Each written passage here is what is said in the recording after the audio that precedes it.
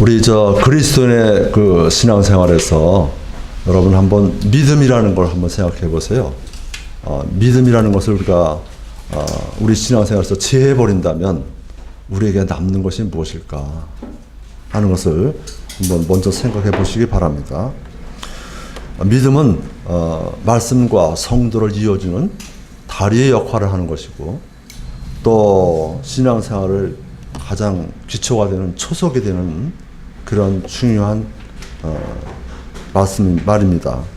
이런 면에서 우리 믿음의 선진들이, 특히 종교 개혁자들이, 마르틴 루터를 비롯한 많은 선지자들이 목숨을 걸고 오직 믿음이라는 것을 주장을 했습니다. 왜 오직 믿음으로라고 이렇게 주장을 했는지 그 말씀을 생각해 본다면 우리의 신앙생활에서 가장 중요한 것은 믿음이라는 거죠. 그래서 아무리 성경의 말씀이 최고의 진리이고 생명이라 할지라도 믿음이 없거나 잘못된 그런 믿음을 소유한 자에게는 그 성경 말씀 속에서 아무런 유익도 찾을 수가 없는 것입니다. 오히려 잘못된 믿음을 가지고 있으면은 이 하나님 말씀의 뜻이 반대로 전달돼서 이단이 될 수도 있고, 이렇게 하나님과 오히려 반대의 길로 가는, 하나님의 뜻에 반하는 그런 행위를 하는 그런 이단 선지자가 될 수도 있다 하는 것을 우리가 생각해 볼 수가 있습니다. 말씀을 읽고 이해하는 생활에서 그것뿐만이 아니라, 그리고 성도의 삶 전체 속에서 믿음은 중요하고 그리고 아주 필수적인 요소라고 감히 말씀드릴 수가 있습니다.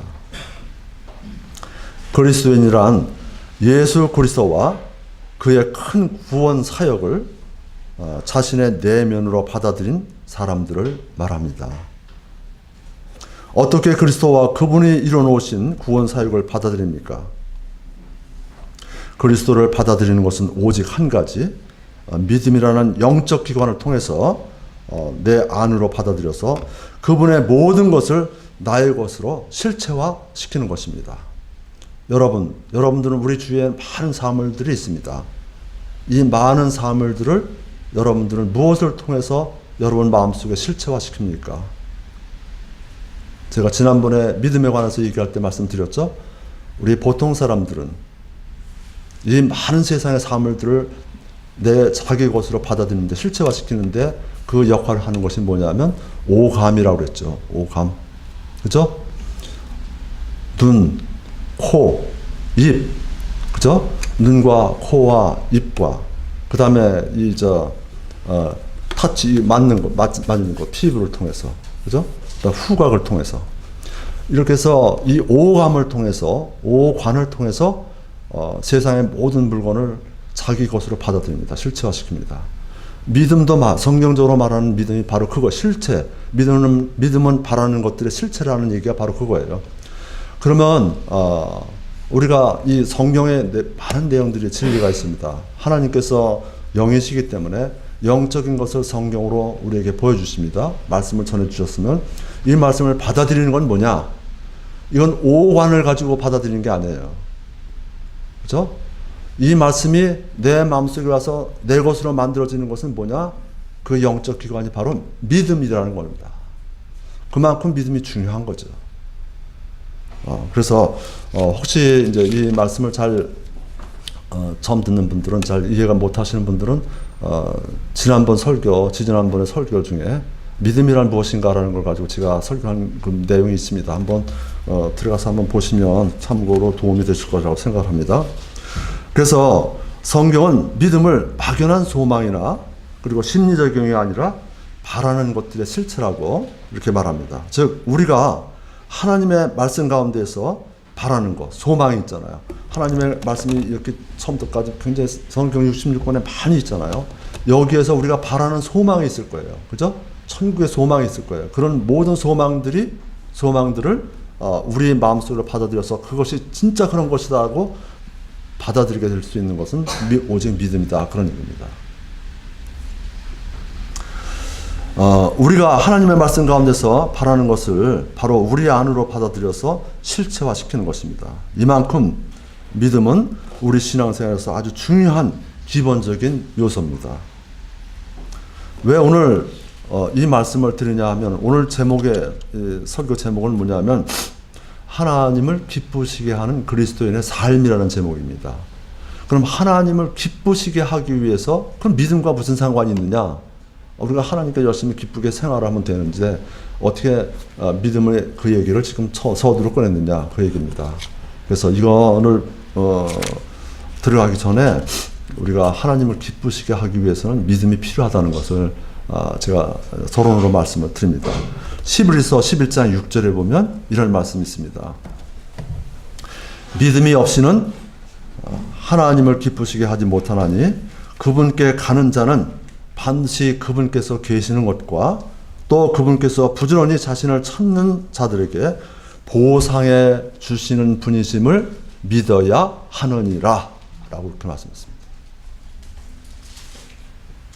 믿음이 없이는 하나님을 기쁘게 하지 못하기 때문에 이 믿음을 전제로 제가 잠깐 믿음에 관해서 말씀을 드렸습니다. 자, 그래서 이제 여러분들은 이 믿음을 가지고 오늘도 내가 이 하나님의 이 성경 말씀이 정말 하나님께서 우리에게 주시는 귀한 말씀이다. 그 말씀이 2000년 전에 우리에게 주어졌지만 2000년 시간을 뛰어넘어서 지금 2000년 이후에도 똑같이 동일하게 하나님께서 지금 우리에게 해주시는 말씀이다 라고 생각을 하고 오늘 말씀을 상고해보면 굉장히 은혜가 되리라고 생각을 합니다.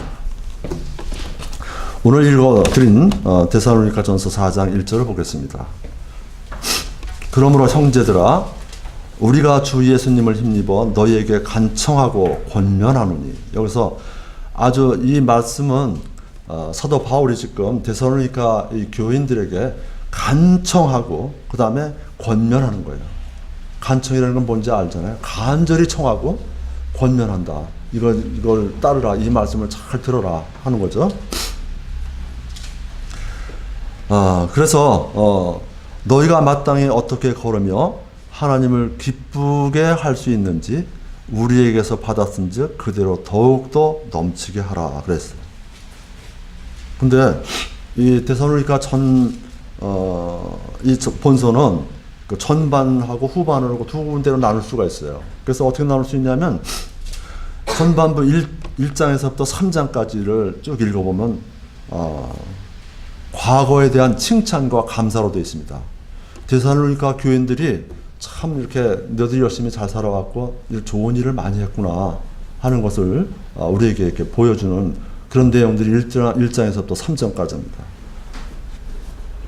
그리고 이제 오늘 읽은 4장하고 5장은 뭐라 그럴까요? 좀 이제 교훈을 주는 얘기죠. 교훈은 이렇게 해왔지만 이러이러한 부분은 더 너희들이 노력을 하고 뜯어 고칠 건 고치고 해서 정말 바른 길로 이렇게 신앙생활을 해야 된다 하는 교훈으로 구성되어 있습니다.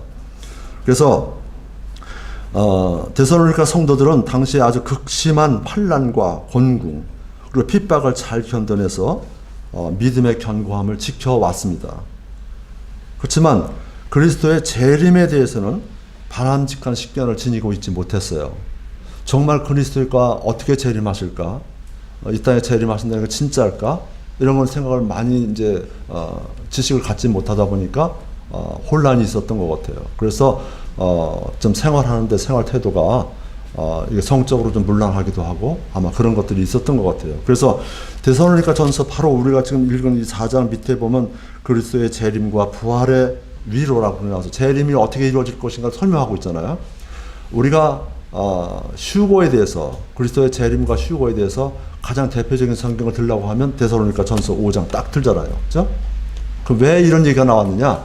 그 당시 데살로니가 교회의 교인들이 이 재림에 관한 그 소망에 대해서 확실하게 깨닫지 못하고 있기 때문에 지금 사도 바울이 그것을 우리에게 전해주기 위해서 이런 말씀을 주시는 거예요. 또 고린도전서도 나오죠. 고린도전서하고 그 데살로니가 전서 5장 이 부분이 휴거에 관해서 굉장히 정확한 우리에게 정보를 주는 성경이잖아요.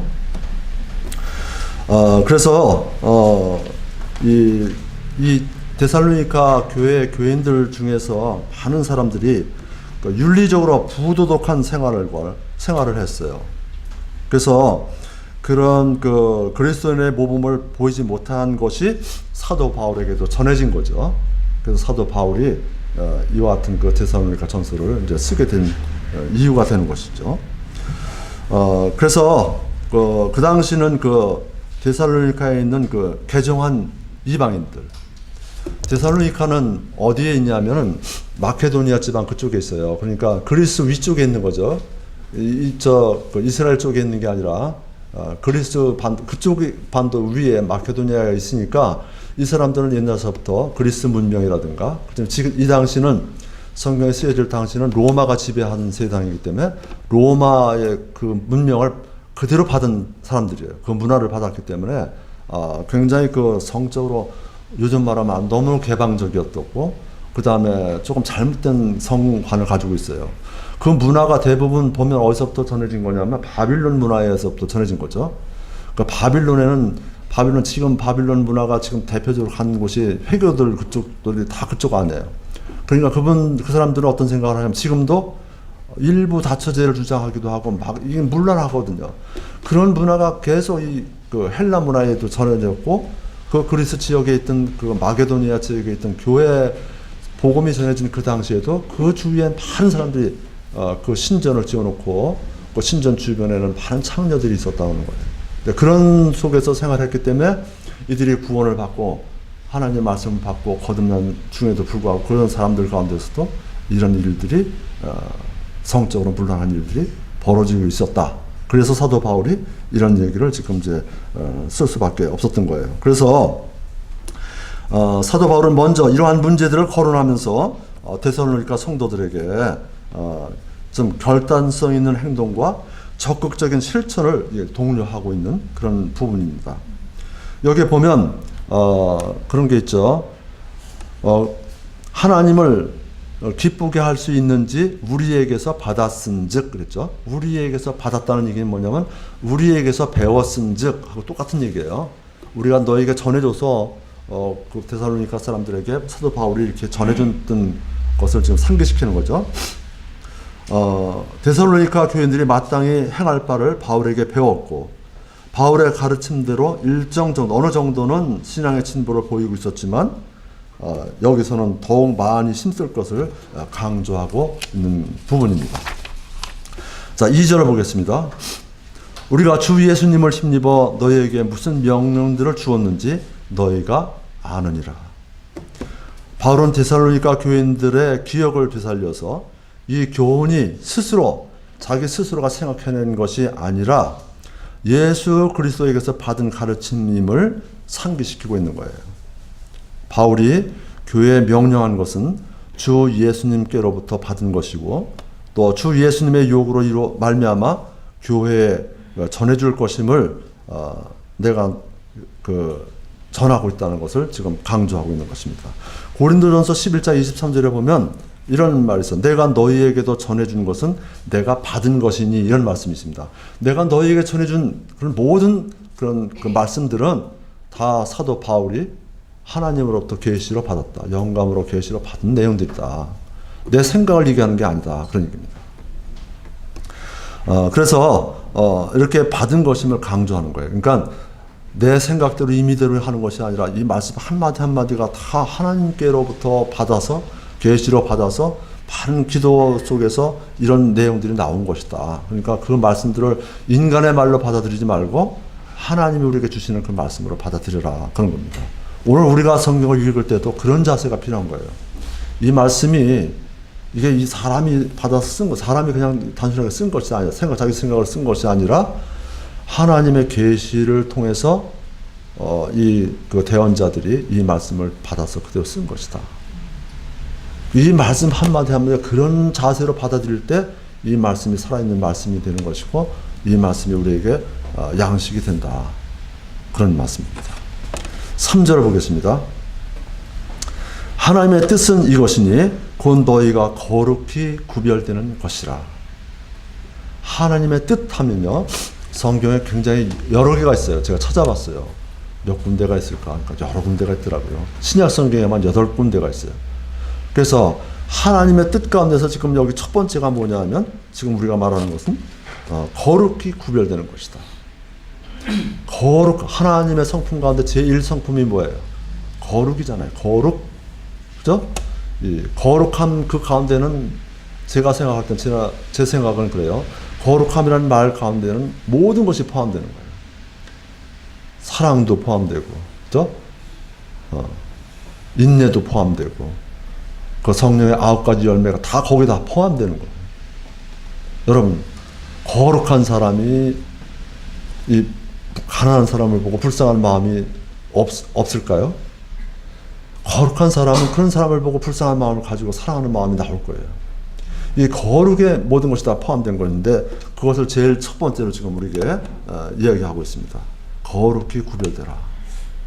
그래서 하나님의 뜻이 무엇인가 그것을 오늘 이 말씀을 집중적으로 들어가기 전에 하나님의 뜻이 성경에 나와 있는 하나님의 뜻이 8가지가 되는데 그것을 잠깐 우리가 알아봐는 게 좋을 것 같아요. 왜냐하면 하나님의 뜻을 알아야 우리가 하나님을 기쁘게 하는 삶이 되잖아요. 그죠? 네. 그래서 첫 번째는 지금 거룩히 구별되는 건데 이 거룩히 구별되는 말은 다른 말로 얘기한다면 성화라고 할 수 있어요. 성화. 그죠? 근데 이건 신약 성경에 거룩히 구별된다는 말이 몇 번 나오는가 봤더니 27번이 나오더라고요. 27번이나 나와요. 그래서 거룩이란 하나님의 성품을 나타내는 대표적인 속성이죠. 동시에 구약에서 그의 택하신 백성들에게 요구되어진 하나님의 대강령이었습니다. 레위기서 11장 44절에 보면 이런 말씀이 있습니다. 나는 주 너의 하나님이라. 그런즉 내가 거룩하니 너희도 너희 자신을 거룩히 구별하여 거룩할지니라. 그 다음에 레위기 19장 2절에 보면 나 주 너희 하나님이 거룩하니 너희는 거룩할지니라. 하나님의 거룩하시기 때문에 하나님의 백성이 된 우리는 항상 이 말씀을 명심해야 돼요. 내가 하는 행동, 내가 하는 말 모든 것이 다른 사람들 앞에 보여줄 때 거룩함이 나타나는가를 생각을 해서 해야 된다. 그런 얘기입니다.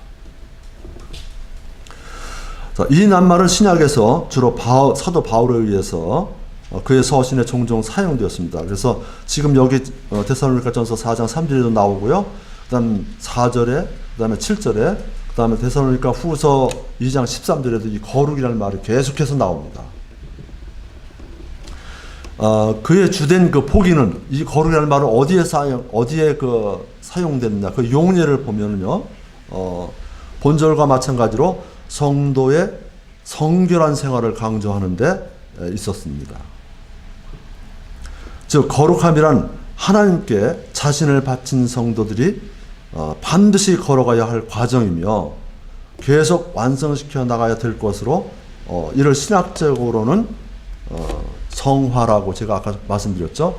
그 성화 가운데서도 실제적 성화라고도 하고 과정적 성화라고도 해요. 제가 이따 다시 잠깐 설명을 드리겠는데 성화는 3가지가 있다고 그랬죠. 첫 번째는 위치적 성화가 있다고 그랬어요. 위치적 성화는 뭐냐면 죄인에서 의인의 위치를 바꿔줘야 된다는 거죠. 죄인에서 의인으로 위치를 바꿔줘야 돼요. 사탄의 노예에서 사탄의 백성에서 하나님의 백성으로 위치가 바꿔져야 되죠. 죄악 세상에서 천국으로 위치가 바꿔져야죠. 이건 언제 이루어지는 거라고 했어요? 요거는 예수님을 탁 믿어서 받아들여서 마음이 받아들여서 거듭날 때 구원을 받을 때 요건 이루어지는 거예요. 그걸 위치적 성화라고 하는데 지금 이 말씀은 이미 데살로니가 교인들은 지금 사도 바울의 말씀을 통해서 확실히 구원받은 사람들이잖아요. 구원받은 사람들이 그 다음에 가야 되는 것이 뭐냐면 위치적 성화가 아니라 위치적 성화를 이룬 사람들이 걸어가야 되는 과정적 성화다. 그래서 과정적 성화를 얘기하는 거예요. 지금 얘기하는 것은. 그래서 이런 그 본절에서는 이 거룩함의 의미가 아주 제한적으로 사용되어 있어요. 그죠? 거기에 보면 저 3절에 보면 뒤에 나오겠는데 뭐라고 되어 있어요? 너희는 음행을 삼가고 그렇게 나오잖아요. 이 거룩함의 의미를 굉장히 여러 가지인데 거룩함의 의미는 여러 가지인데 지금 데살로니가 교인들에게 부족한 건 뭐예요? 이 사람들이 성적으로 문란했다는 거예요. 그러니까 그 사람들에게는 지금 그 거룩하라고 하고서 뭘 얘기했냐면 이 음란에 관한 얘기를 한 거예요. 음행에 관한 얘기를 한 거예요. 그래서 여기서는 아주 제한적으로 사용된 거죠. 거룩함의 의미는 굉장히 넓은데 지금 사도 바울은 데살로니가 교인들에게 아주 제한적으로 사용하고 있는 거예요.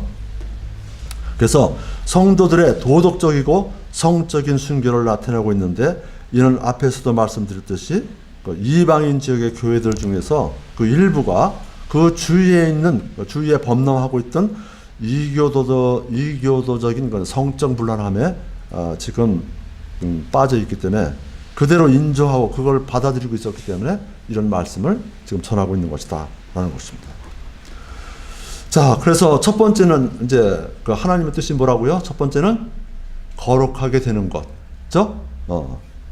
거룩히 구별되는 것이라고 했어요. 그게 하나님의 뜻이에요. 두 번째는 뭐냐? 두 번째는 요한복음 6장 40절 한번 찾아보겠습니다.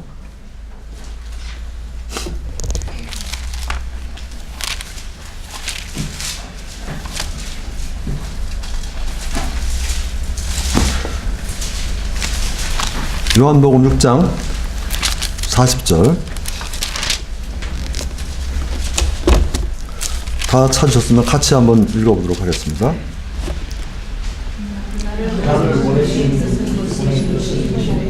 곧 아들을 보고 그를 믿는 모든 자가 영존하는 생명을 얻는 것이니라.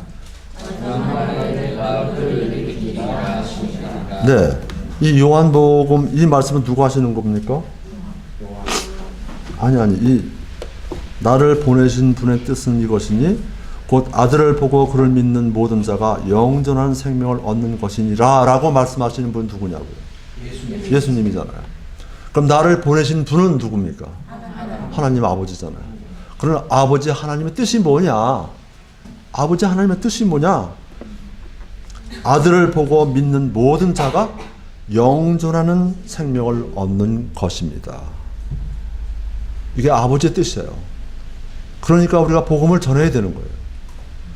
복음을 전해서 주위에 많은 죽어가는 영혼들에게 복음을 전해서 그 복음을 받아들이는 그런 사람들이 아버지의 뜻을 바로 알고 구원을 받아서 영존하는 생명, 영생을 얻는 것이 바로 하나님의 뜻이다. 그러니까 우리가 하나님의 뜻이 이렇기 때문에 이 하나님의 뜻을 우리가 실현하고 거기에 동참하는 것이 바로 뭐냐? 하나님을 기쁘시게 하는 생활이다.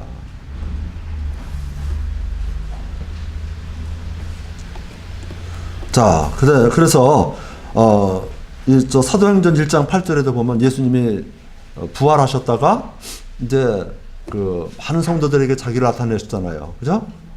40일 동안 많이 자기를 많이 이렇게 보이셨다가 이제 하늘로 올라가시기 전에 바로 그 제자들에게 한 말씀이 바로 사도행전 1장 8절에 뭐라고 되어 있냐면 이렇게 되어 있어요.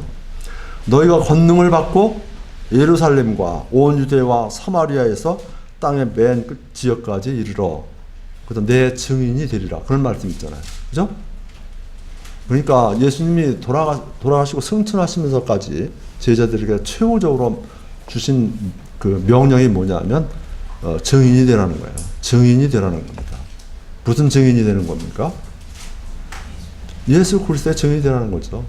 예수 그리스도가 이 세상에 와서 무슨 일을 하고 왜 돌아가셨고 그것을 세상 많은 사람들에게 전파해서 그들을 믿고 하나님의 자녀가 되게 하라는 것이 하나님의 명령이다. 예수 그리스도의 명령이다 이거예요. 이것이 바로 하나님의 뜻이다. 그런 얘기입니다. 그래서 두 번째는 뭐냐면 모든 사람이 구원을 받는 것 이것이 하나님의 뜻이다. 그입니다.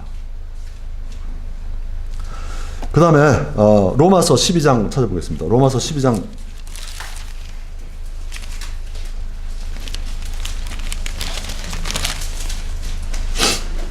로마서 12장 1절에서부터 2절까지입니다. 같이 읽어보도록 하겠습니다. 그러므로 형제들아 내가 하나님의 긍휼을 힘입어 너희에게 간청하노니 너희는 너희 몸을 거룩하고 하나님께서 받으실 만한 살아있는 희생물로 드리라. 그것이 너희의 합당한 섬김이니라. 너희는 이 세상에 동화되지 말고 오직 너희 생각을 새롭게 함으로 변화를 받아 하나님의 그 선하시고 받으실 만하며 완전한 뜻이 무엇인지 입증하도록 하라. 하나님의 완전한 뜻이 무엇인지, 그죠? 하나님의 완전한, 받으실 만하며 선하시고 받으실 만하며 완전하신 뜻이 무엇인지 내 몸을, 내 생활을 통해서 입증해라, 그런 얘기입니다. 그죠? 그래서 저는 이렇게 말씀을 드립니다. 하나님의 뜻 세 번째는 뭐냐면 자신을 살아있는 희생물로 드리라는 거예요. 자신을 하나님이 계시다, 하나님이 이러한 분이시고 예수 그리스도가 계시는데 예수 그리스도가 이 땅에 와서 무슨 일을 하셨는가 하는 것을 많은 세상 사람들에게 알려주기 위한 희생물로 드리라, 그런 얘기입니다. 그러니까 그걸 통해서 핍박을 받을 수도 있고, 그죠? 제가 지난번에 이스라엘을 다녀왔습니다. 이스라엘 다녀왔는데 저 이탈리아하고 이스라엘 다녔는데 이탈리아 로마에 갔더니 사도 바울이 갇혔던 감옥에도 있었어요. 그 감옥에 그 기념교회를 만들어놨는데 그 교회 가보니까 정말 사도 바울이 이따가 제가 이제 오후에 그 시간에 그 갔다 온 걸 좀 보여드리려고 하는데 거기 보면 사도 바울이 그렇게 평생을 복음을 전했다가 말로가 어떻게 됐어요? 잡혔잖아요. 로마에 잡혀가지고 로마 황제 네로에 의해서 이제 목을 참수를 당하잖아요. 그 참수당하는 그림, 그리고 참수돼서 목이 떨어져 나간 그 현장을 거기다 그대로 이렇게 재현해 놨더라고요. 자, 그것을 보면서 이게 아버지 하나님의 뜻이라는 거예요. 그렇잖아요? 사도 바울이 그렇게 목숨을 걸고 하나님의 살아 계시고 예수 그리스도가 이 땅에 오셔서 우리를 위해 돌아가셨다는 것을 증거하지 않았으면 오늘날 여러분들, 저나 여러분들 하나님 말씀을 받을 수 있었을까요? 없었죠. 그분들이 살아있는 희생물이 됐기 때문에 오늘날 우리가 정말 이렇게 자유를 누리고 하나님의 믿고 하나님의 자녀가 되어서 이렇게 하늘 소망을 가지고 심차게 살아갈 수 있는 겁니다. 여러분들도 이와 똑같이 이렇게 아버지 하나님의 귀한 은총을 통해서 우리가 새 생명을 얻었으면 이제 여러분의 삶도, 여러분의 삶 속에서도 이런 자기 희생을 할 수 있는 생각을 가지고 자기의 모든 바쁜 일도 좀 지치기도 하고 복음을 전하는데, 말씀을 전하는데 이렇게 앞장서기도 하고, 만난 친구와 얘기할 때도 그리스도인답게 행동을 해야 되고 그리스도를 증거해야 된다, 그런 얘기입니다. 이게 살아있는 희생물이잖아요. 그러니까 하나님의 뜻은 뭐냐? 하나님의 뜻은 자기 자신을 살아있는 희생물로 드리는 것이 하나님이 원하시는 뜻이다, 그런 얘기입니다. 그렇다고 해서 여러분 목숨을 내놓고 뭐 하라는 얘기 아닙니다. 물론 정말 우리의 신앙이 핍박을 받아가지고 그리스도를 믿지 못하게 한다든지, 우리 대한민국이 공산화가 돼가지고 저 북한 땅처럼 정말 이렇게 그런 악한 정치가 들어와서 기독교를 못 믿게 하고 기도도 못하게 모이지도 못하게 한다면 죽음을 통해서라도 항거를 해야 되겠죠. 지금 우리나라는 그런 시대가 아니잖아요. 얼마나 자유롭고 평화롭고 믿음을 누가 믿는다고 뭐라고 하는 사람도 없어요. 우리 어렸을 때만 해도요, 그다음 다 유교 시대 아닙니까? 그러니까 교회 간다 그러면 뭐 부모님들이나 뭐 할아버지나 할머니 뭐 반대는 저희 집은 그래. 그렇게 반대는 안 하셨지만 그 찬성하지 않았어요. 왜? 이게 교회 간다 없이고 제사도 안 드리고 뭐 절도 안 하고 하니까 이거 좀 좋을 리가 없죠. 그 간접적으로 피해를 입잖아요. 저는 그래도 편안했지만 다른 그 믿음의 형제들 얘기 들어보면 굉장히 탄압이 심했던 걸 느껴요. 네, 그런 사소한 것부터 또 교회 직장 생활을 하면 일반 사람들과 어울려야 되잖아요. 근데 어울려서는 안 되는 장소가 있고 어울려서 되는 장소가 있잖아요. 예를 들어서 그리스도인이 지금 술자석에 갔는데, 자석에 갔는데, 음식 자석에 갔는데 가서 다 술잔을 돌리는데 그 술을 받아서 벌컥벌컥 마신다면 많은 사람들이 어떻게 생각하겠어요? 술을 마시는 것이 죄는 아니라고, 죄는 아닌데 뭐 술을 안 마시냐고 자꾸 권해요, 많은 사람들이. 근데 그때 마시고 나면 뭐라고 그러냐면 아유 저게 무슨 교회냐 이렇게 나온다. 그렇죠. 사실 그렇잖아요. 그냥 그런 것들 간접적으로 크게 작게 우리에게 지금 자기 희생을 요구하는 것들이 굉장히 많이 있다. 우리 생활 속에 그런 얘기입니다. 자, 그 다음에 세 번째는 뭐냐면 세 번째는 그거고요. 네 번째는 뭐냐면 에베소서를 한번 찾아보겠습니다. 에베소서 5장 17절입니다.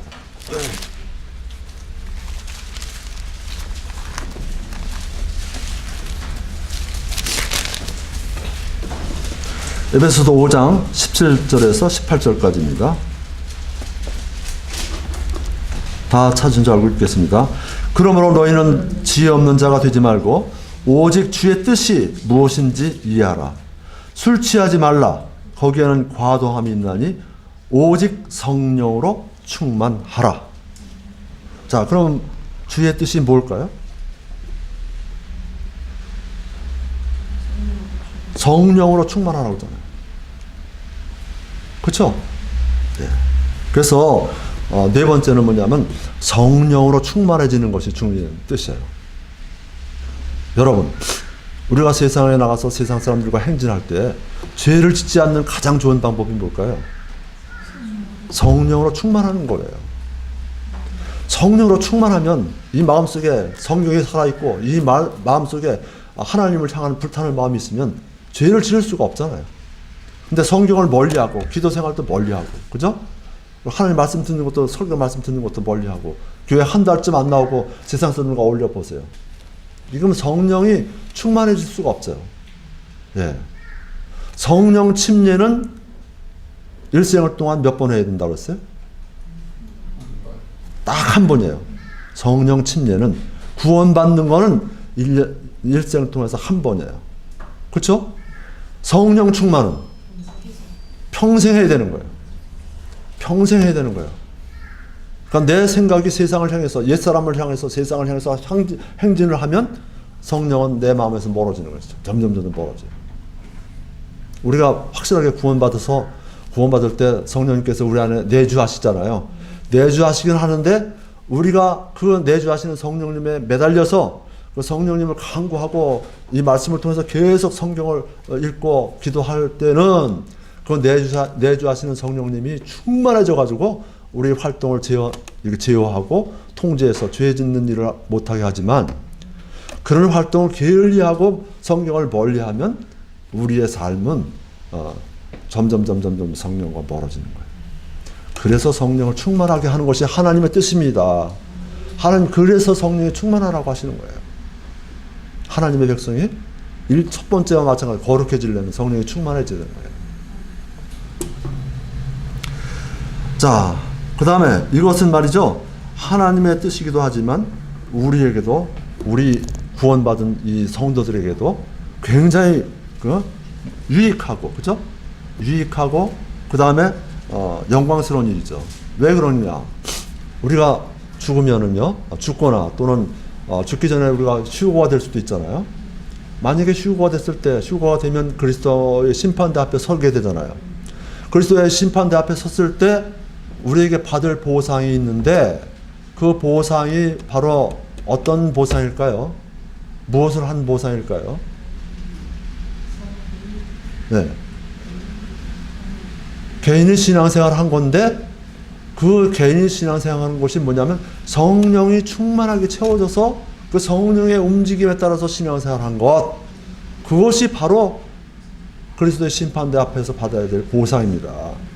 내 생각으로 한 게 아니라 누구의 생각으로요? 성령님의 생각으로. 그렇기 때문에 성령이 충만해야 되는 거예요. 그렇기 때문에 성령이 충만해지면 하나님도 기뻐하시지만 나에게도 굉장히 유익하고 그 다음에 유익한 것뿐만 아니라 나에게도 영광스러운 거죠. 왜냐하면 그리스도의 심판대 앞에 섰을 때 하나님께서 의의 왕관을 씌워주시고 우리가 한 보상을 철저히 내려서 우리에게 큰 보상으로 준다면 성경에 보면 분명히 그렇게 돼 있잖아요. 고울을 다스리는 권한을 주신다고 했잖아요. 그렇죠? 그래서 우리가 신앙생활, 저는 그렇게 생각합니다. 그전에 그런 생각을 한 적이 있어요. 야, 신앙생활 하는 것이 참 힘든데, 힘들죠? 힘든데 평생 쭉 놀다가 열심히 놀다가 죽기 한 며칠 전쯤에 딱 구원받아서 천국 가면 얼마나 좋을까?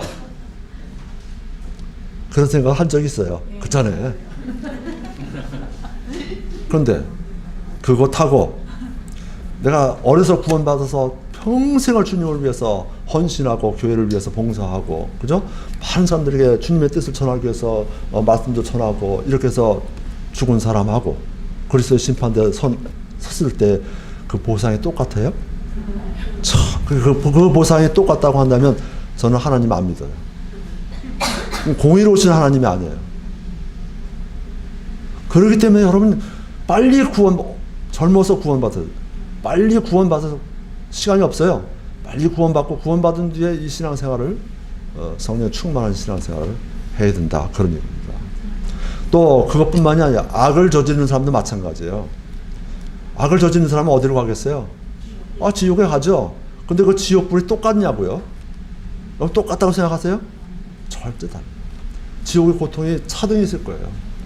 공의로우신 하나님인데 어떻게 살인을 저지른 그냥 아주 악한 그 살인자하고 조그만 죄를 지은 사람하고 똑같이 대하겠어요. 이게 분명히 차별이 있을 거예요. 공의로우신 하나님이기 때문에. 그래서 우리가 신앙생활도 그냥 신앙생활을 하지만 신앙생활도 철저히 열심히 신앙생활을 해야 된다. 그 얘기입니다. 그저 주일날만 왔다 갔다 하고 그런 신앙생활, 마음은 참 편할지 모르겠어요. 구원받았으니까 천국에 간 건 당상이다. 근데요, 그리스도의 심판대 앞에 섰을 때 그 부끄러움을 한번 생각해 보세요. 그리스도의 심판대 딱 앞에 섰는데요, 주님이 내가 너의 죄를 위해서 십자가에 달려서 이렇게 피를 흘려 내가 내 몸을 희생했다. 피 흘려 죽어가는 모습을 보여주면서 내가 이렇게 했는데 너는 나를 위해서 무엇을 하느냐? 무엇을 했느냐? 저 아무것도 한 게 없습니다. 그 주님을 볼 때 얼마나 부끄러울지 그 생각을 한번 해보시면 여러분 신앙생활을 이렇게 아무렇게나 해서는 안 됩니다. 정말 열심히 잘해야 된다고 생각합니다. 자, 그래서 4가지입니다. 그 다음 5번째를 한번 보겠습니다. 베드로전서를 보겠습니다. 베드로전서 2장입니다.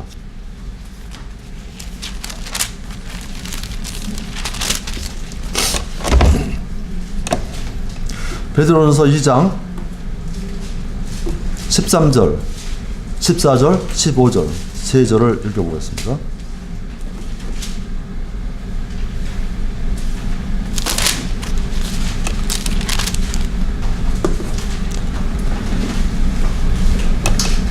읽겠습니다.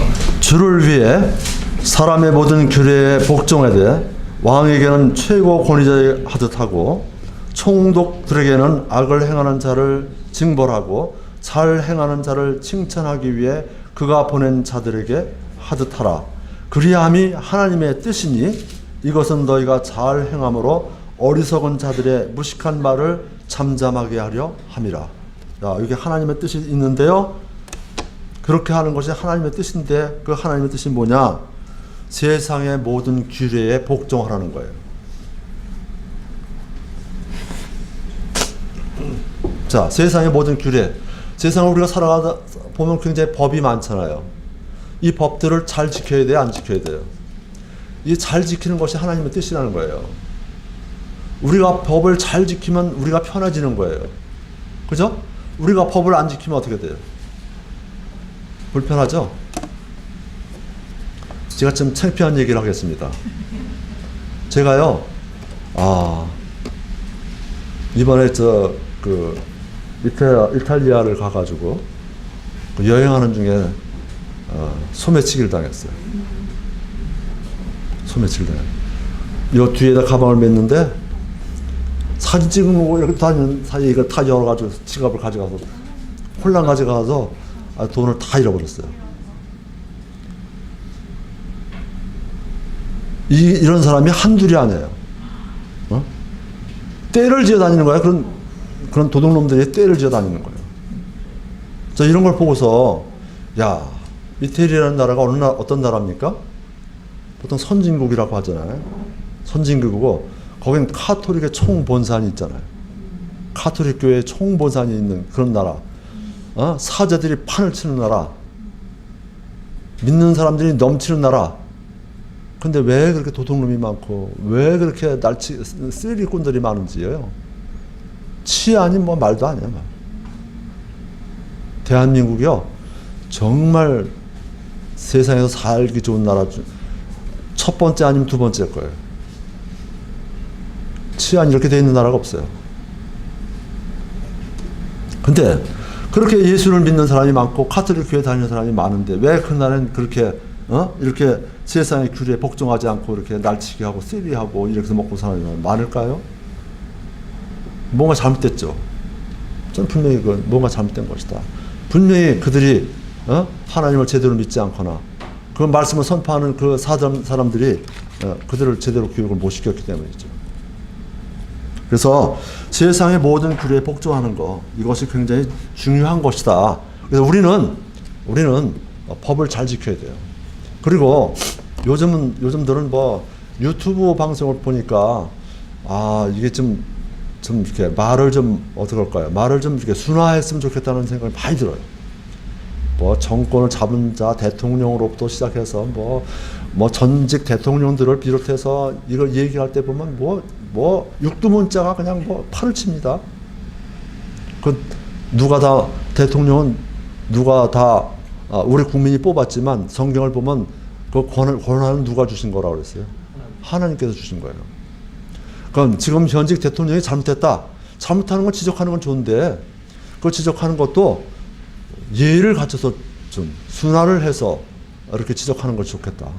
전직 대통령들도 다 하나님 쓰신 사람들 아닙니까? 그런 사람들을 대할 때도 우리가 그냥 육두문자로 뭐 별명을 만들어 부르고 막 이렇게 하는 것들은 이거는 저는 신앙인으로서 전 바람직하지 못하다고 생각을 합니다. 잘못된 것을 지적하고 건의할 때도 정중하게 예의를 갖춰서 젠틀맨답게. 저는 그 말 가운데 영어 단어 가운데 젠틀이라는 말을 굉장히 좋아해요. 젠틀맨. 신사적이다. 그렇게 해야 되는 거예요. 항의할 거 항의하고 저항할 거 저항하더라도 신사적으로 비폭력적으로 이렇게 하는 것이 우리 기독교인의 바른 자세라고 생각을 합니다. 로마서 13장 1절에 보면 이런 거 있습니다. 모든 혼은 더 높은 권력들에 복종할지니 하나님으로부터 나지 않은 권력이 없으며 이미 있는 권력들도 하나님께서 명명하셨느니라. 임명하셨느니라. 이미 있는 권력들도 다 하나님께서 임명한 거예요. 여러분 한번 보세요. 성경 기록에 보면 이방인들 이름이 많이 나오죠. 유명한 일을 한 이방인들 이름이 많이 나와요. 예를 들면 느부갓네살 왕 같은 경우 한번 보세요. 그 느부갓네살 왕이 누가 쓰신 거예요? 하나님이 쓰잖아요. 그런데 그 사람이 누구예요? 바빌론의 왕 권한을 가졌던 그 이방인의 왕이잖아요. 우리가 볼 때는 그건 하나님의 사람이 아니야. 그죠? 그런데 하나님은 그 사람을 위해서 썼다는 거예요. 그렇기 때문에 우리가 권력을 위에 있는 권력들에게 우리가 신앙적으로 압박을 받지 않는 한 이 위에 있는 권력들에게 복종을 해야 되는 거예요. 잘 따라가야 되는 거예요. 근데 이제 그것이 우리 전체로 봤을 때 우리 신앙적으로 문제가 생기고 신앙의 기반을 흔드는 거면 그거는 우리가 항의를 해야죠. 예를 들어서 오늘날 우리나라 서울 시내 한복판에서 퀴어 축제가 벌어졌다. 동성애 축제가 벌어졌다. 그걸 찬성해야 돼요? 아니면 말아야 돼요? 그거 반대를 해야죠. 반대를 하자. 우리 그래서 해마다 저는 갑니다. 가끔 갑니다. 항의도 하고 그래요. 그런데 비폭력적으로 의지를 해야 되죠.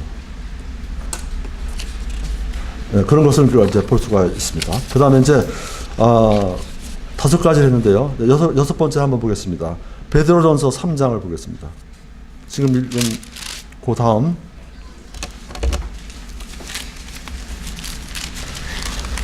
3장 17절입니다. 다 같이 교독하시겠습니다. 다 같이 봉독하시겠습니다. 너희가 잘 행함으로 고난을 받는 것이 하나님의 뜻일진데 악을 행함으로 고난을 받는 것보다 그것이 더 나으니라. 그럼 뭐라 해요? 하나님의 뜻이 뭐예요? 잘 행함으로 고난을 받는 것. 이게 하나님의 뜻이라는 거예요. 잘 행함으로 고난을 받는 것. 여러분들이 신앙생활을 잘하면, 열심히 하고 잘하면 힘이 들어요, 안 들어요? 힘 들죠. 그죠? 무슨 거 손해가 나도 손해가 날 거예요. 장사하는 사람은 장사하는데도 손해가 날 거예요. 그렇죠? 또 하여튼 우리가 지금 자유 대한민국이기 때문에 문제가 없지만 저 북한 같은 사회에서 하나님을 믿는다고 잘 믿으면 어떻게 되겠어요? 그럼 뭐 당장 아우지 탄광으로 가든지 아니면 죽는 거죠. 근데 하나님의 뜻은 뭐예요? 지금 공산주의 국가니까 내가 하나님을 믿는 사람이야. 너 공산주의 국가니까 저 위의 뜻에 복종하고 하나님 다 버려. 이렇게 하는 게 하나님의 뜻입니까? 아니잖아요. 거기에 항거하고 목숨을 걸어서 사도 바울이 순교한 것처럼 그렇게 고난을 받는 거, 잘 행함으로, 선한 양심을 가지고 잘 행함으로 고난을 받는 것이 하나님의 뜻이에요. 그러니까 우리 왜 이런 말씀을 드리냐면 우리가 신앙생활을 하는 동안에 그렇게 좋은 일만 있는 게 아니라는 거예요. 그죠? 고난스럽고 힘든 일도 닥친다는 거예요. 근데 그것은 내가 잘못해서 고난을 받는 거는 그건 당연한, 그건 논외고요. 우리가 열심히 신앙생활 잘 하는데도 불구하고 신앙생활 잘 하느라고 열심히 신앙생활 하는데 이어지는 그런 고난들은 그건 하나님의 뜻이다. 그건 당연히 받아야 된다. 그 얘기입니다. 그 다음에 데살로니가전서 5장을 보겠습니다.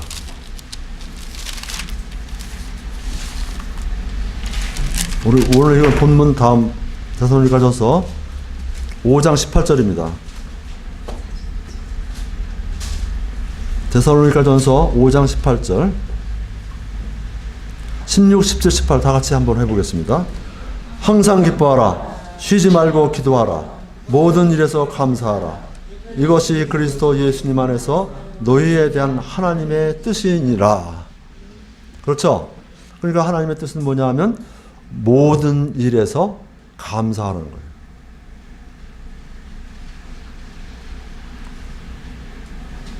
여러분들은 신앙생활 하면서 이게 쭉 생활하면서 모든 일에서 하나님께 감사합니까?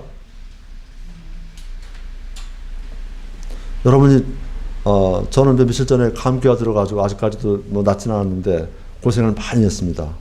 근데 이 감기가 들었는데 모든 일에서 하나님께 감사하라니까 감기가 들어서 감사합니다라고 기도가 나오냐고요. 에? 그런 기도가 직접 안 나오죠. 직접 안 나오는데 제가 알아서 누워서 가만히 생각해 보니까 감사가 되더라고요. 뭐가 감사가 되냐? 혼자서 누워서 나가지도 못하고 가만히 앉아서 이 성경도 보기도 하고 생각하면서 주님께 기도할 수 있는 시간, 내가 주님과 교통하고 기도하고 직접 만날 수 있는 시간, 이걸 준 걸 가만히 생각해 보니까 내가 세상 다른 일에 너무 분주했구나. 하나님께서 이런 기회를 통해서 나와 교제하기를 원하시는구나 라는 생각을 하면서 그 시간을 보낸다면 그 시간이 어떻게 되겠어요? 감사한 시간이 되는 거죠. 우리의 신앙생활이 그런 신앙생활이 됩니다.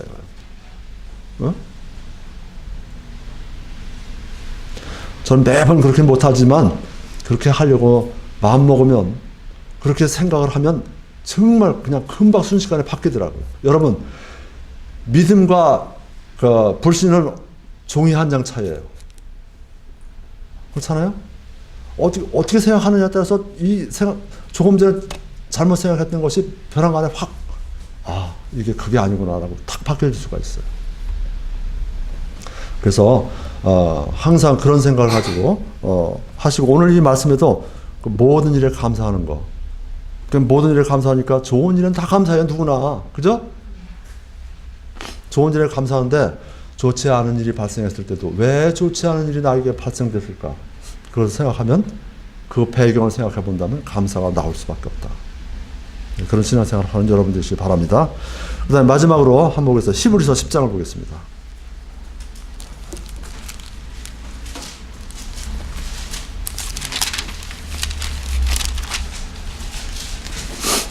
히브리서 10장 35절 36절입니다. 다 같이 읽겠습니다. 그러므로 너희의 확신을 버리지 말라. 그것이 큰 보상의 보응을 얻게 하느니라. 너희가 하나님의 뜻을 행한 뒤에 그 약속하신 것을 받기 위해 너희에게 인내가 필요하니라. 그러면 여기 하나님의 뜻이 뭐라고 여러분 생각합니까? 인내죠. 그죠? 인내가 필요하다고 하잖아. 인내. 우리 성령의 9가지 열매도 보면 거기 참 오래 참고라는 말이 나오잖아요. 그죠? 인내가 참 필요한 거예요, 인내가. 근데 그 인내가 맹목적인 인내냐?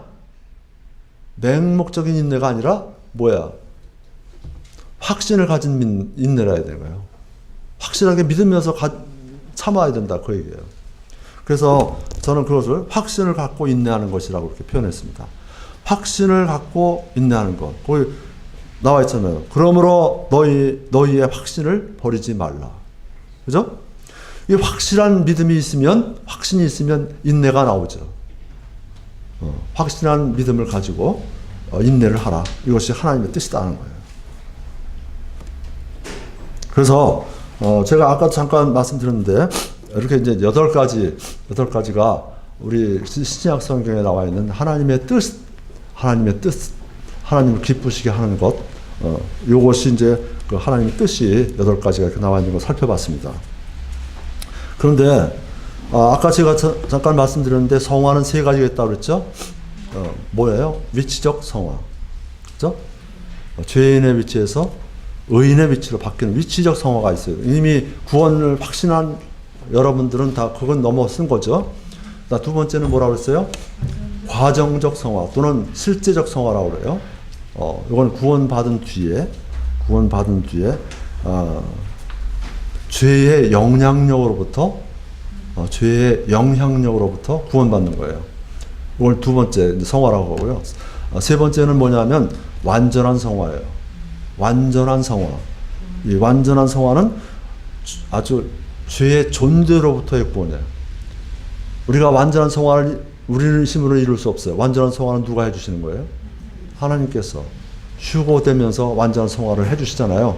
그럼 우리가 완전한 성화가 되면 우리 앞에는 죄라는 것이 없어요. 이제 죄하고는 상관없는 사람이 되는 거예요. 완전한 성화.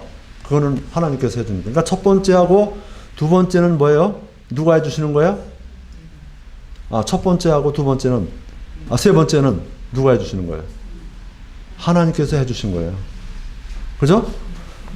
그럼 우리가 해야 되는 건 뭐예요? 2번째, 과정적 성화. 우리가 실제로 살아가면서 성화의 길로 가는 거예요. 구별하고 이 길로 가선 된다, 안 된다 판단해서 성화의 길로 가는 거예요. 그건 우리가 해야 되는 거예요. 그래서 여기 이제 첫 번째하고 3번째는 하나님께서 직접 해주시는 거고, 2번째는 그것도 2번째도요. 이렇게 얘기하면 내가 이렇게 해야 되겠다. 내가 하는 건데 2번째 성화도요. 이 살아가는 과정 속에서 일어나는 성화도 내 힘으로 하기 힘들어요. 누가 해주셔야 돼요? 그것도 성령님께서 해주셔야 돼요. 근데 첫 번째하고 3번째는 나라는 존재 바깥에서 하나님이 해주시는 거고요. 2번째 성화는 뭐냐면 성령님께서 내 안에 들어오셔가지고, 그러니까 하나님께서 내 안에서 일하시는 게 성화예요. 2번째라. 과정적 성화는 뭐냐면 하나님께서 내 안에서 일하시는 거예요. 살아가는 동안에 내가 이렇게 나쁜 길로 갈 때 하나님의 말씀이 팍 떠올라가지고, 그죠? 너 그렇게 하면 안 돼. 탁 와서 날 찔러가지고 다른 길로 가게 했다. 그럼 누가 하시는 거예요? 그거는 바로 하나님 성령님께서 하시는 거다. 그러니까 이런 과정적 성화는 뭐냐면 하나님께서 우리 안에서 일하시는 거다. 그걸 여러분이 하시는데 이해하시고 말씀을 이제 계속 나눠보도록 하겠습니다. 자, 그러면 오늘 이 말씀 가운데서 이제 1절에서 3절까지 이제 알아봤는데 3절에 보면 아까도 얘기했지만 거룩히 구별되라고 했잖아요. 그죠? 그럼 우리가 하나님의 뜻이 지금 8가지가 있는데 그 8가지 가운데서 지금 뭘 하는 거냐면 이 사도 바울은 거룩히 구별되라는 거죠. 여기 데살로니가 교인들에게. 그래서 거룩히 구별되라 그래놓고 첫 번째가 뭐냐면 음행을 삼가고 그랬어요. 그렇죠? 그 당시는 그 신전이 너무나 많잖아요. 거기 가보면은 로마도 가보면 지금도 가보면 신전이 아직까지도 흔적들이 굉장히 많이 있어요. 그러면 그 신전 주변에 그 당시만 해도 약 1000명 정도의 그 창녀들이 있었다고 그래요. 근데 그 창녀들이 뭐 하는 거냐? 그러니까 그 믿는 사람들과 관계를 맺는 거예요. 육체적 관계를. 왜냐면 요즘 왜 그러는 것들 있잖아요. 요즘들 보면 무슨 기독교를 빙자한 그런 사람들 가운데서도 보면 무슨 피가름이니 뭐니 그래가지고 그 교주가 잘못된 생각을 가지고 그 교주하고 같이 잠을 자면 그 사람도 거룩해지고 뭐 이렇게 되는 그런 거. 그런 식으로 통일교인가요? 뭐 하여튼 그런 쪽의 신앙들이 이때 당시는 굉장히 뭐 그때는 말할 것도 없죠. 바빌론 그쪽 계통이니까 그 영향을 받은 사람들이니까 더 하겠죠. 그리고 그런 때니까 그것이 아주 심했고 매음이 많이 신전 주변에서 이루어지고 있었던 그런 시대예요. 그 다음에 이제 그래서 뭐라고까지 하냐면 사람이 뭐 좀 똑똑하고 좀 재력 있고 그런 사람들은 부인이 세 이상을 뒀다는 거예요. 그래서 하나는 뭐냐, 창녀는 무엇을 위해서? 향락을 위해서 필요하고, 그 다음에 정부라는 게 있어요. 정부는 자기 육체를 위해서 자기를 몸보신해주고 자기를 편안하게 해주는 정부고, 그러면 아내는 뭐 하는 거냐? 아내는 자식을 위해서 필요. 이런 그 이야기가 나돌 정도로 성적으로 문란했던 그 시대에 구원받은 교인들이 생겨났는데 그 과거의 생활과 단절하지 못하고 교회 내에서 그런 것들이 가져 들어와서 문제를 일으키기 때문에 이 사도 바울이 지금 데살로니가 교회를 향해서 이렇게 음행을 삼가라고 이렇게 얘기하는 겁니다. 그 다음에 보겠습니다. 사도행전 15장 22절 보겠습니다.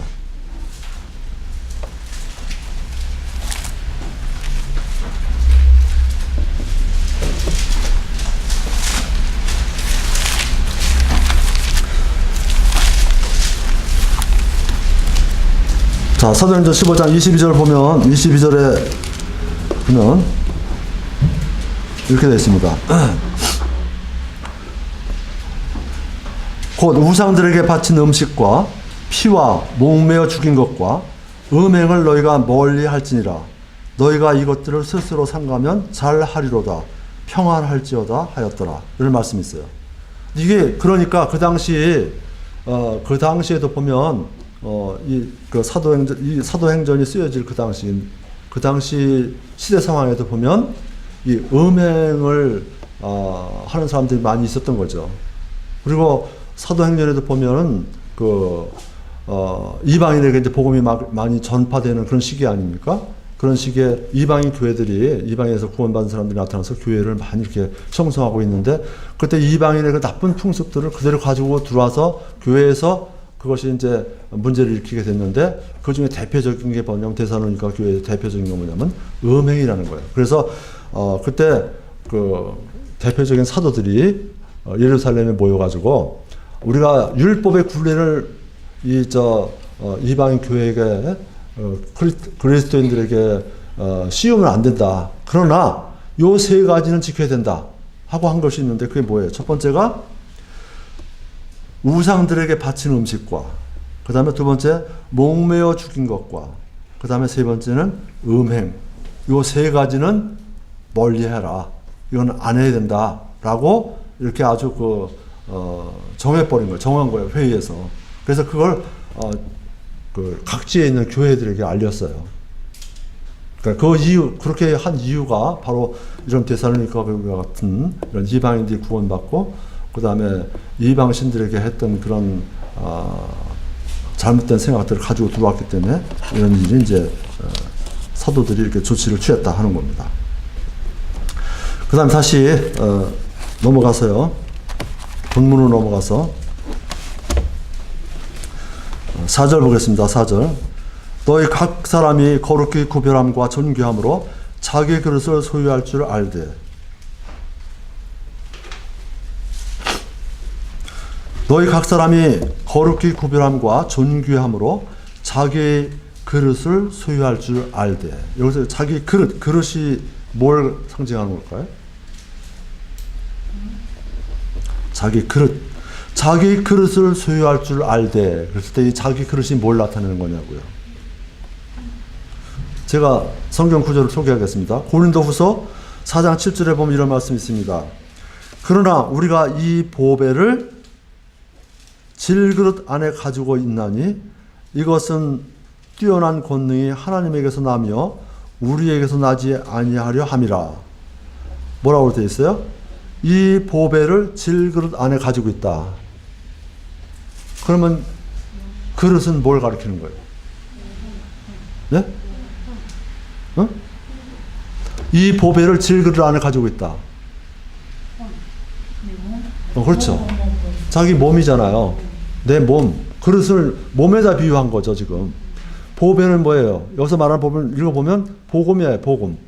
복음을 이 내 질그릇 안에, 내 그릇 안에 가지고 있다는 거예요. 보배가 내가 받아들여서 내 몸 안에 보배를 간직하고 있다는 거죠. 그래서 여기서 그릇은 뭘 가리키냐면 성경에서 지금 몸을 가리킨다는 거죠. 이렇게 주장하는 사람이 있고요. 또 하나는 뭐냐면 베드로전서 3장 7절에 보면 이런 말씀이 있습니다. 지금 이건 베드로전서 3장 7절에 보면 아내를 더 약한 그릇이요 또 생명의 은혜를 함께 상속받을 자로 여기고 존중하라. 그러면 여기서 그릇은 뭘 가리킨 거예요?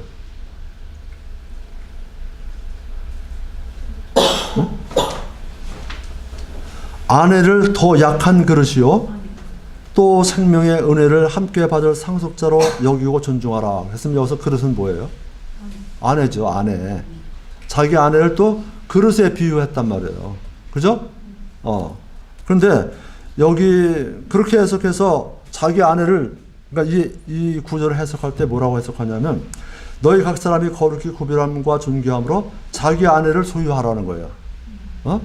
거룩히 구별함과 존귀함으로 자기 아내를 소유하라 그랬는데, 이렇게 주장하다 보면 요즘 많은 사람들이, 인권을 주장하는 많은 사람들이 그럴 거예요. 뭐라고 하냐면, 야, 그러면 아내가 무슨 아내는 그런 성적인 어떤 그런 만족을 주기 위한 어떤 그런 대상으로 여기는 거 아니에요. 그렇죠? 그렇게 여길지도 모른단 말이에요. 이 구절을 가지고. 그래서 성경적인 본래 뜻으로 본다면은 이 두 가지 뜻이 다 맞을 것 같은데요. 아내를 소중하게 여기고 다른 그 창녀들하고 그다음에 이런 사람들하고 그 교제를 하지 말고 사귀지 말라는 뜻으로 받아들여도 될 것이고, 또 하나는 또 자기 몸으로 해서 맞는 거죠. 자기 몸을 이렇게 함부로 굴려서 자기 몸을 창녀들하고 사귀도 하고 뭐 이렇게 해서 음행을 하고 이렇게 하면 안 된다는 뜻으로 본다면 이게 몸이라고 해석하는 게 더 맞는 말이죠. 그래서 두 가지가 다 주장하는 신학자들이 있는데, 제가 생각할 때는 또 여러 가지 성경으로 보면 몸으로 해석하는 것이 더 좋은 뜻이다라고 이렇게 봅니다. 그래서 몸으로, 그래서 자기 몸을 좀 이렇게 소유하되, 어떻게 소유해야 되냐? 거룩히 구별하고, 그 다음에 이 몸이 존귀한 것으로 소유해야 된다. 왜 존귀한 거예요?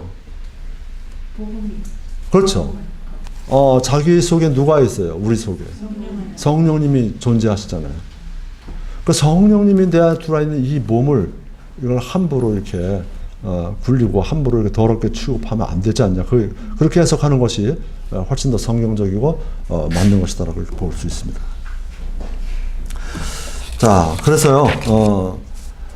그래서 이제 우리가 이제 신앙생활 하다 보면 성화라는 것이, 거룩히 구별하는 것이 굉장히 필요한데, 거룩히 구별하는 것은 여러분 어려워요, 쉬워요? 네? 힘들어요? 근데요, 이론적으로 보면 간단한 거예요. 어렵진 않아요. 제가 말씀드릴게요. 내가 하는 행동이, 내가 하는 말이, 그죠? 죄인가 아닌가? 죄인가 의인가? 판단해 보면 알아요. 이거 내 말하는 게 이게 죄인가? 이게 좋은 일인가? 이거 그 판단이 쉽잖아요.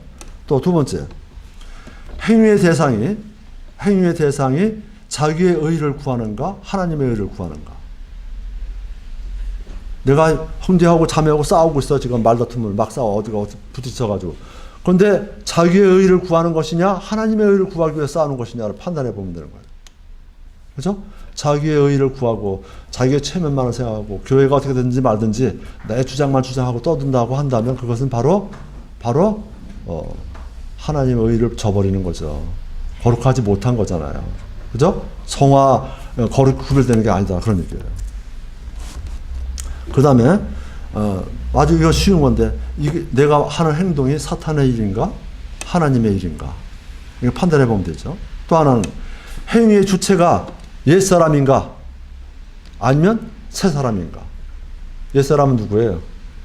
사탄에 속한 사람이죠. 그죠? 나의 구원받기 전에 옛사람, 옛생활, 청산하지 못한 옛생활로 돌아가는 것은 그건 마귀의 자식이 사탄의 자식이었던 옛사람이고 새사람은 하나님의 자녀가 된 새사람을 가리키는 거죠.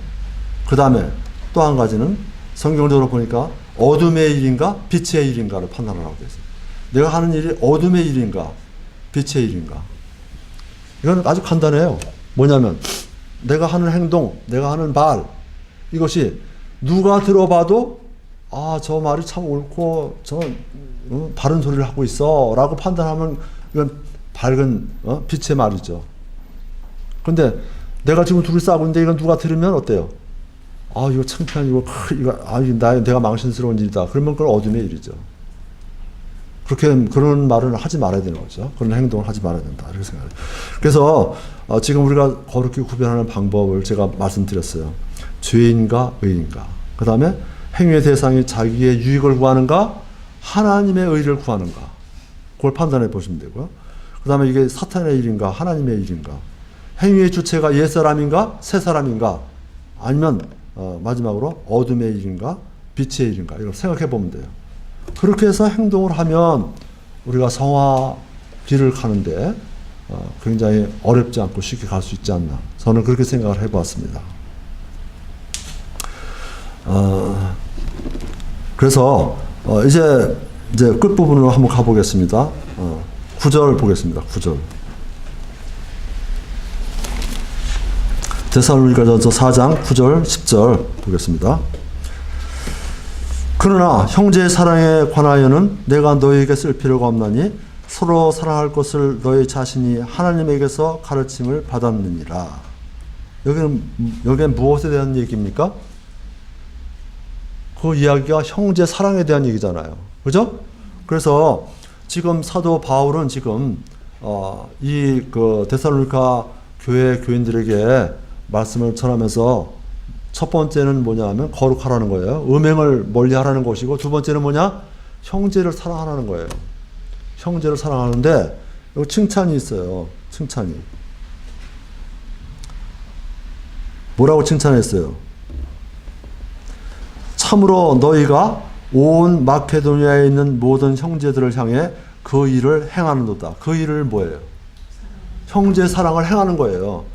그 당시 마케도니아에 굉장히 많은 형제 자매들이 살고 있었는데 교회가 고린도 교회도 있고 무슨 교회도 있고 여러 교회가 있었잖아요. 근데 그 교회에 어려움을 당했을 때 이 형제의 사랑을 보였어요. 또 예루살렘 교회에 그때 기근이 들어가지고 굉장히 어려움이 있었을 때 주로 이 마케도니아 쪽에 있는 교회 사람들이 다 헌금하고 기금을 해서 그걸 올려보냈거든요. 사도 바울을 통해서. 그 형제 사랑을 아주 철저하게 보여준 이런 교회가 바로 데살로니가 교회다. 빌립보 교회도 그랬고 많은 교회들이 그렇게 했어요. 근데 그걸 지금 얘기하는 거예요. 그런데 뭐라고 되어 있냐면 내가 너희에게 간청하노니 너희는 더욱 많이 하고 그랬어요. 그러니까 형제 사랑을 더욱 많이 하라는 거예요. 여기 형제라고 그랬지만 형제 자매 다 가르치는 거죠. 그죠?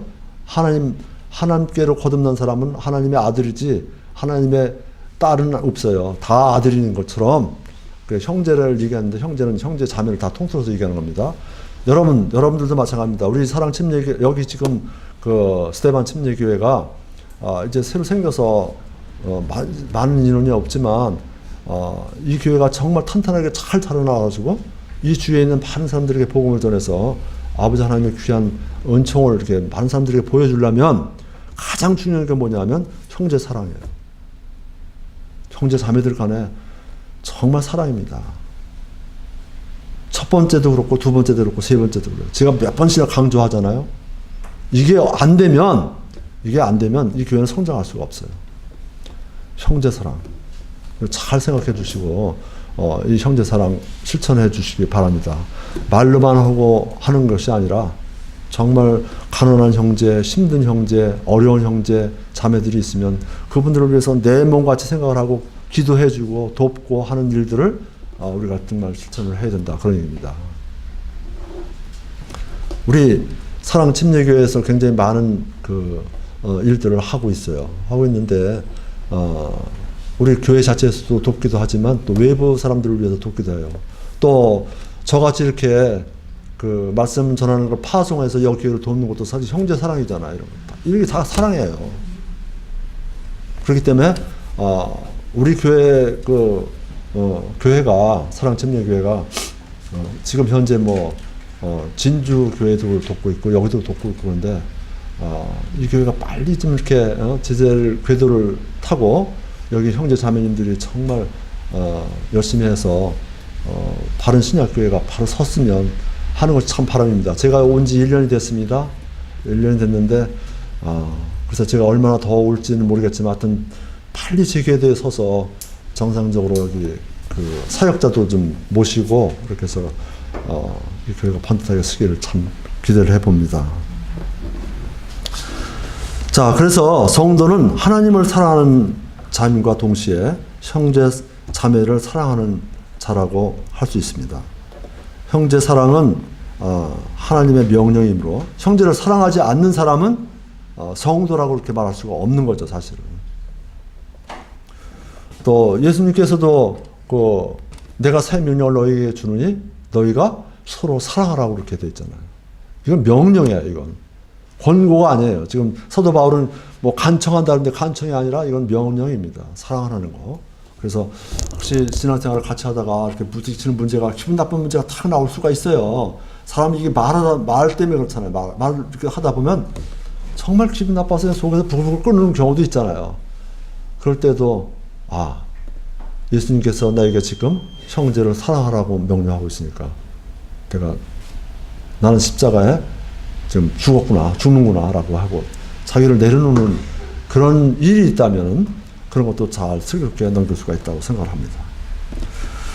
자, 그 다음에 보겠습니다. 요한복음 15장 12절에 이런 말씀이 있습니다. 내 명령은 곧 내가 너희를 사랑하는 것 같이 너희도 서로 사랑하라는 이것이니라. 또 그 형제 사랑에 관해서 굉장히 여러 군데가 있는데요. 로마서 12장 10절에 보면 또 이런 말씀이 있습니다. 형제의 사랑으로 서로 친절하게 애정을 가지고 서로 먼저 존중하라. 이렇게 되어 있습니다. 또 요한일서 3장 14절에 보면 이런 말씀이 있습니다. 우리가 형제를 사랑함으로 사망에서 생명으로 옮겨간 줄을 우리가 알거니와 자기 형제를 사랑하지 아니하는 자는 사망 안에 거하느니라. 자기 형제를 사랑하지 않는 사람은 현재도 아주 사망 가운데 있는 사람이다. 아직도 그는 거듭나서 새 생명이 태어나지 못한 사람이다. 그런 얘기입니다. 그래서 늘 형제를 미워하는 자는 거듭남을 경험한 적이 없는 사람입니다. 저는 그렇게 생각을 합니다. 참된 그리스도인들은 미워하거나 살인하지 않습니다. 오히려 이와는 대조적으로 사랑을 나타내 보이며 그 다음에 다른 사람들을 도우려 합니다. 이는 거듭날 때 심겨진 새로운 본성, 새로운 하나님의 본성이 들어와 있기 때문에 하나님의 성령이 내 안에 내주하고 계시기 때문에 그런 마음이 저절로 이렇게 우러나온다. 그런 겁니다. 물론 갈등이 생길 수 있어요. 옛사람이 아직도 남아있기 때문에 새사람과 옛사람이 충돌합니다. 그럴 때 옛사람을 반드시 빨리 십자가에 가서 처형시켜야 된다. 그 얘기입니다. 십자가 죽음에 내주어야 된다. 그 얘기입니다. 11절을 보겠습니다. 11절. 또 우리가 너희에게 명령한 것 같이 너희는 조용히 지내며 너희 일을 하고 너희 손으로 일하기를 힘쓰라. 여기서 보면요, 이제 11절에 하는 얘기가 뭐냐면 자기 일에 근면 성실하라는 얘기입니다. 이게 그리스도인이 해야 될 그 하나님이 기뻐하시는 일이 뭐냐면 자기 일에 근면 성실하는 거예요.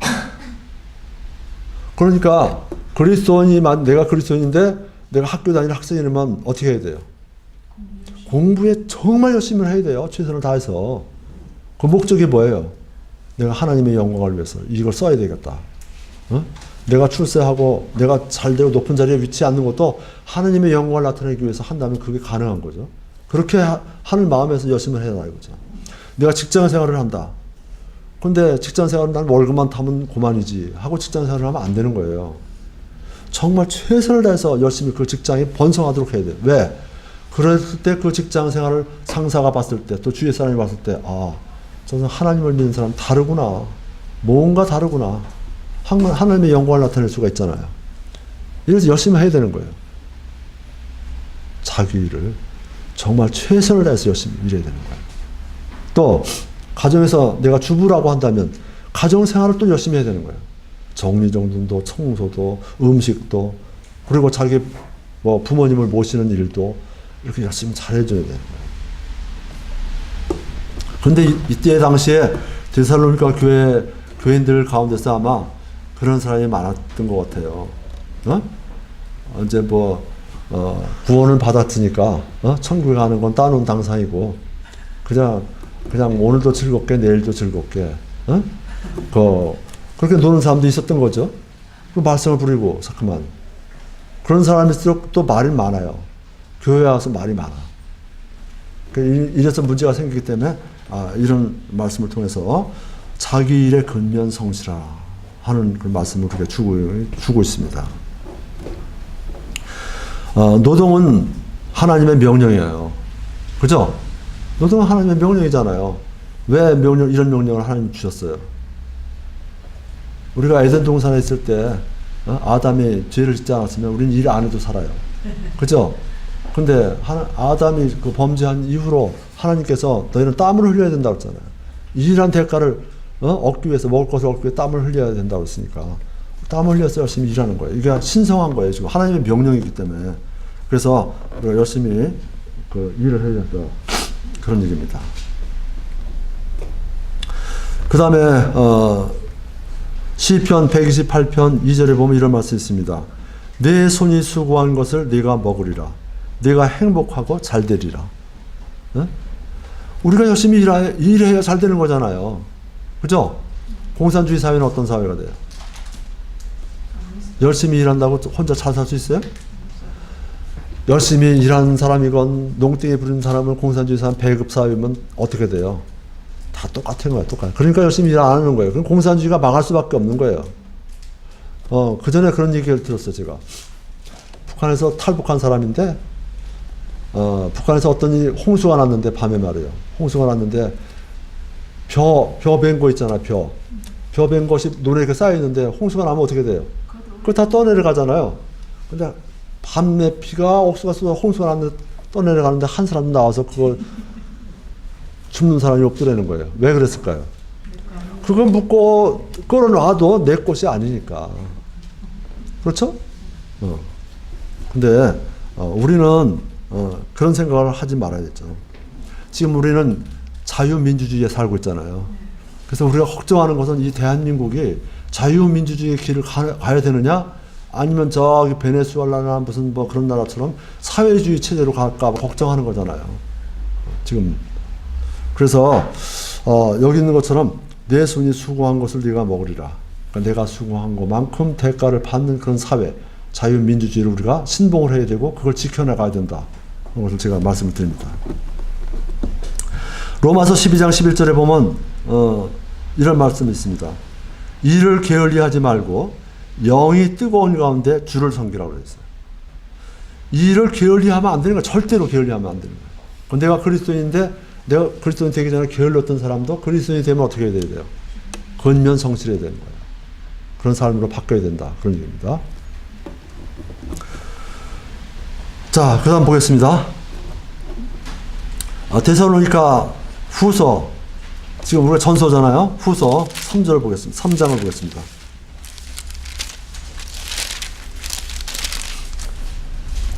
어, 10절부터 12절 보겠습니다. 다 찾았으면 같이 읽어보겠습니다.